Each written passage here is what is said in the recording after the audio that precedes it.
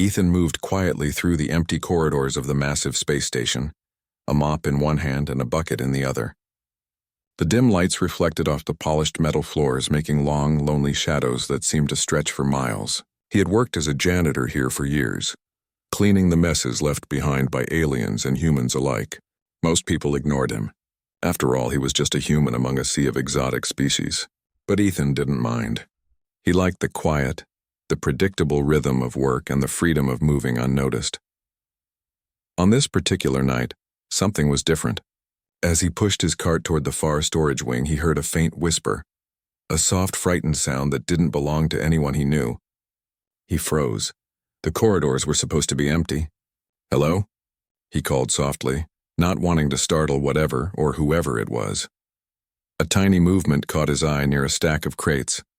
Two small figures peered out, their glowing eyes reflecting the dim lights. Ethan blinked in surprise. They were children, but not human. Their skin shimmered with an iridescent glow, soft and translucent like liquid light. They looked terrified, pressing themselves against the crates as if hiding from the world. Ethan crouched slowly, keeping his voice gentle. "It's okay. I'm not going to hurt you." The larger of the two children, a girl, stepped forward slightly. Her hair shimmered like spun silver and her eyes were wide and curious. You are human," she whispered. "I am," Ethan said, smiling softly. "And you're safe here. What are you doing out at night?"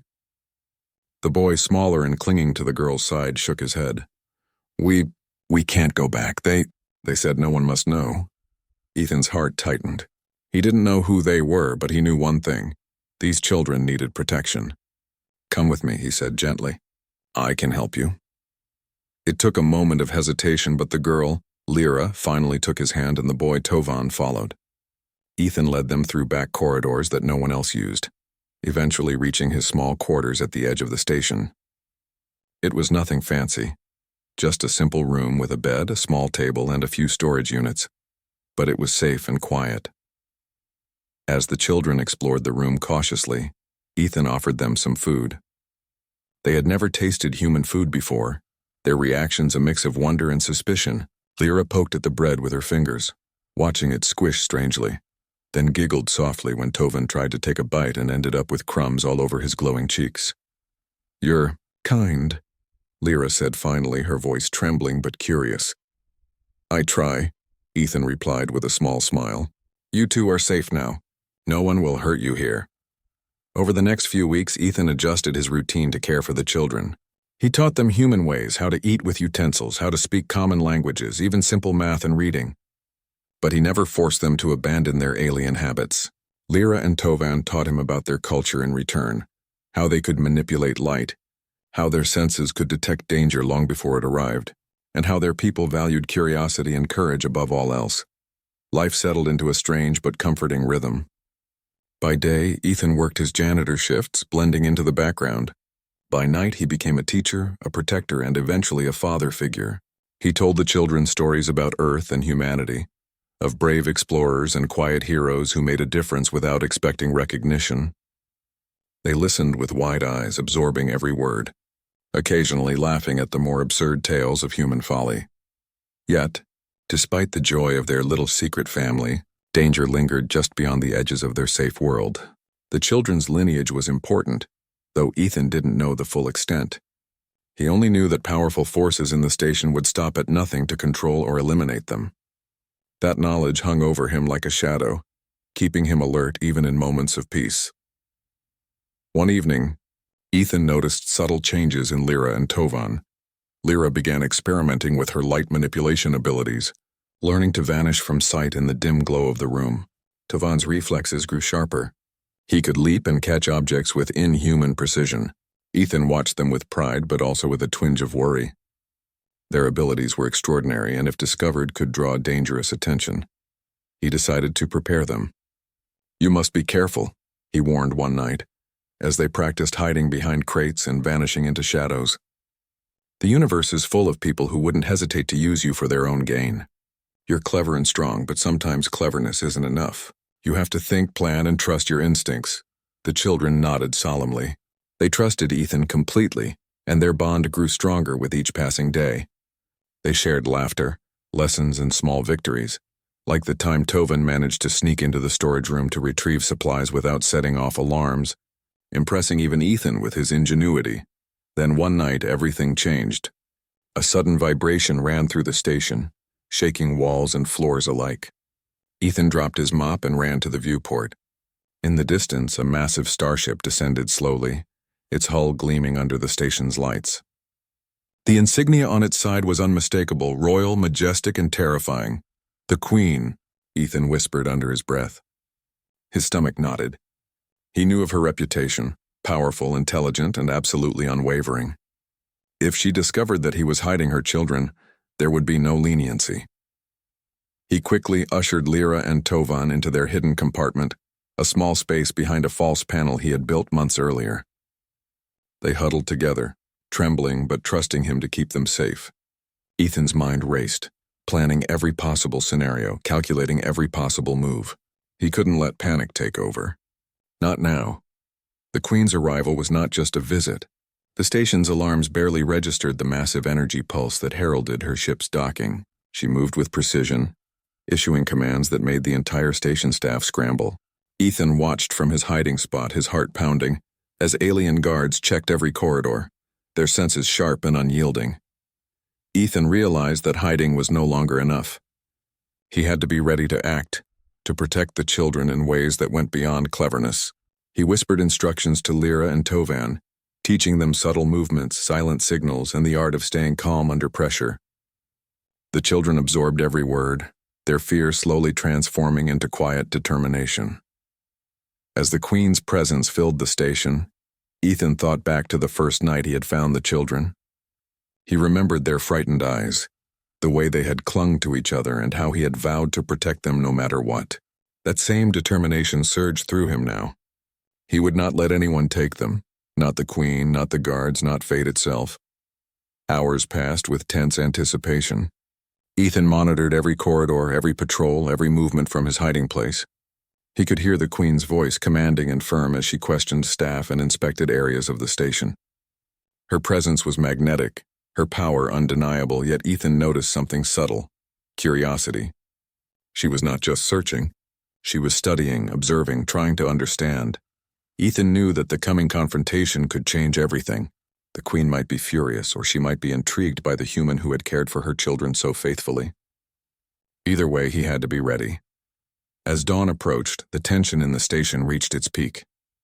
Ethan peeked from his hiding spot, catching a glimpse of the Queen herself as she moved through the corridors. Her gaze was sharp, her movements precise, and her aura commanding. Yet she did not notice the small panel behind which two glowing children huddled silently. Ethan felt a mixture of fear and hope. He had spent months raising these children in secret, teaching them, protecting them, loving them. And now their fate rested not only on his courage, but on his ability to act wisely, calmly, and with unshakable heart. The first part of the story ends here, with Ethan holding the hands of Lyra and Tovan, staring at the approaching figure of the Queen, and preparing for whatever would come next. The night had changed everything. The safety of their little family hung in the balance, and the choices Ethan would make in the coming hours could determine the lives of the children, and perhaps even the human janitor himself. The station was quiet now, but the quiet was heavy with tension. Ethan crouched behind the false panel, holding Lyra and Tovan close. Their small hands gripped his tightly, their glowing eyes wide with worry. Outside, the Queen moved through the corridors like a storm contained in human form. Powerful, precise, and unyielding. Ethan whispered to the children, "Stay calm. No sudden movements. Trust me." Lyra nodded, and Tovan swallowed hard, trying to steady his breathing. Both of them had learned from Ethan to stay invisible when needed, to move quietly, and to think before acting. Tonight, those lessons would matter more than ever. The Queen's voice echoed faintly from the main corridor, sharp and commanding. "All personnel accounted for," she said. "Nothing can be hidden from me. Anyone found protecting my children will answer to me personally." Ethan felt a chill run down his spine. He knew she meant what she said. Her reputation was legendary, merciless to those who broke the rules yet fiercely protective of her own. He had no choice but to be clever, careful, and persuasive if he wanted to survive. He guided the children to sit quietly, their backs pressed against the wall, while he scanned his surroundings. Every noise seemed amplified, every movement outside the panel magnified in his mind. But Ethan knew hiding alone wasn't enough. He needed a plan. He whispered, "Lyra, Tovin, remember the signals. If I say now, you follow my instructions. No mistakes." The children nodded. They had trained for moments like this, though never under such pressure. Ethan's heart pounded, but his mind stayed sharp. He had spent months preparing them, not just for life, but for survival against forces far greater than themselves. Then the Queen appeared in the hallway outside Ethan's quarters. She moved with confidence, her presence radiating authority. She paused, sensing something unusual. Her eyes narrowed, scanning every detail as if she could see through walls. Ethan held his breath, praying that the small panel would remain unnoticed. But he knew that if she found them, there was no turning back. He had to be ready to act, not just to hide, but to convince her of his intentions. The Queen's gaze shifted toward the children's faint glow behind the panel. Ethan's mind raced. He couldn't let her think he was hiding them for selfish reasons. He needed to show her that his care had been for their well-being, not for power or gain. Taking a deep breath, Ethan stepped out from behind the panel. "Your Majesty," he said, his voice steady despite the fear gripping him. "Please hear me. I have only tried to protect them." The Queen's eyes widened slightly in surprise. She regarded him silently, her expression unreadable. Ethan continued, "I am a simple janitor. I have no desire for power, no interest in your station's politics. I only wanted to raise them safely, to keep them alive until they could understand their abilities and themselves." For a long moment, there was silence. The Queen's presence was overwhelming, but she did not move to punish him immediately. She studied him carefully, her sharp eyes searching for any hint of deceit. Finally, she spoke. "Why did you not bring them to me?" Ethan swallowed, keeping his voice calm. "I was afraid. I didn't know how you would react. I only knew that they were children and they needed care, love, and guidance. I could not risk them being harmed in the political chaos that surrounds your court." The Queen tilted her head, considering his words. Ethan's heart raced. He had never seen anyone in her position hesitate. Yet now there was a flicker of something. Curiosity. Perhaps even respect. "They are my children," she said softly, though her voice was still firm. "Yet I see that under your care they have grown stronger, wiser, and more capable than I expected. You have protected them, not used them." Ethan bowed slightly, feeling a surge of relief. "Yes, Your Majesty. I wanted only to help them survive, to teach them to be brave and smart in a universe that can be cruel." The Queen stepped closer, her gaze moving between Ethan and the children. She could see their glowing skin, the subtle strength in their movements, and the confidence in their eyes. It was clear that Ethan's care had shaped them profoundly. "You have done more than I expected of anyone," she said. "Most adults would have abandoned them or used them for their own gain. You chose differently. You chose humanity." Ethan felt warmth in his chest. Humanity, the simple, ordinary quality that he had always taken for granted, was something even the most powerful beings respected. It had saved his life and earned him the Queen's attention. The Queen's expression softened, and she knelt slightly to be closer to the children's level. "Lyra, Tovin," she said, her voice gentler now, "I have come for you, but I see that you have learned much and that you have been loved. I wish to understand what you have become under his care." Lyra and Tovin looked at Ethan and then at the Queen. There was fear, yes, but also trust. They had come to see him as their father. Ethan nodded encouragingly, and the children stepped forward slowly. The Queen observed them closely. Lyra's ability to manipulate light made her almost invisible in the corner of her eye, yet she held herself confidently. Tovon's strength and agility were remarkable, and he moved with precise control. The Queen's eyes reflected awe. "You have grown strong," she said, "and you have learned discipline, courage, and empathy, all of which are precious." Ethan felt a mixture of pride and relief. He had worried endlessly that his actions might be seen as reckless or foolish, but the Queen's words reassured him. He had not failed these children. The Queen turned her attention back to Ethan. "And you, human, you have shown qualities that few in my court possess. Courage, wisdom, and compassion. You risked everything to protect them." Ethan bowed again. "I would do it again in a heartbeat, Your Majesty." For the first time the Queen smiled, a small but genuine expression. Then I shall not punish you. Instead, I offer you a choice. You may continue to care for them officially under my protection. You may remain their guardian, their teacher, their father in every sense that matters. Ethan's eyes widened. The offer was incredible beyond anything he could have imagined. He nodded, his voice steady but emotional. I accept, Your Majesty. I will continue to raise them with all the care and love I can give. The Queen's smile grew slightly. Then it is settled. You will remain part of their lives, and in return you will have my gratitude and protection. You have proven that humanity is not defined by strength or status, but by the choices one makes. Lyra and Tovan ran to Ethan, hugging him tightly. Ethan hugged them back, feeling their warmth and trust.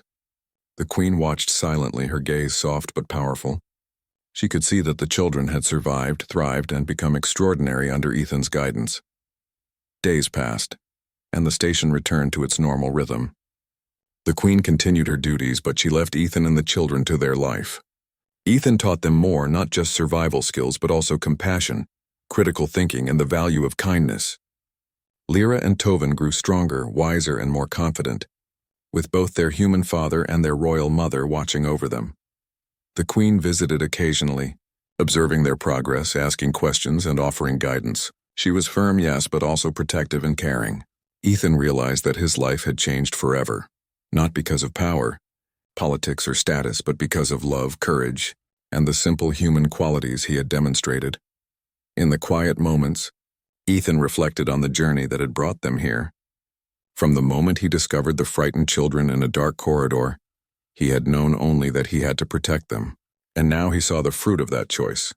2 children who could navigate the universe with courage, intelligence, and empathy.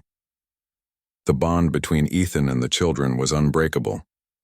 Lyra and Tovan had learned much from him, but he had learned from them as well. The importance of hope, resilience, and the courage to act even when the outcome is uncertain. The Queen, for her part, understood that her children had been shaped by a human's love and care. She respected Ethan deeply, seeing in him a reflection of values she held dear, values that transcended species, status, and power. The story ended not with a dramatic battle or a monumental triumph, but with quiet strength, mutual respect, and the unshakable bond of family. Ethan, Lyra, and Tovan stood together, ready to face whatever the universe might bring, knowing that courage, wisdom, and love were the most powerful forces of all. And in that quiet, steadfast moment, the station no longer felt like a cold, empty place. It had become a home, a sanctuary, and a testament to the extraordinary power of simple human choices. The future was uncertain, yes, but for the first time in a long time, Ethan knew that no matter what came, they would face it together.